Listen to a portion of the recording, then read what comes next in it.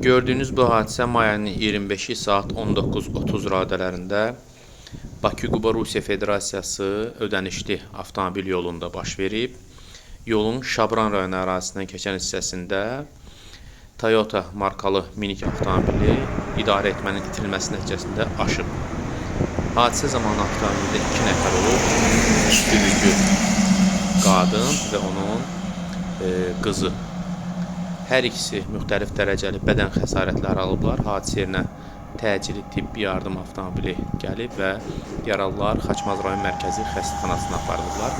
Hadisə şahidlərinin dediyinə görə yaralıların vəziyyəti ağır olmayıb, amma müxtəlif dərəcəli bədən xəsarətləri alıblar.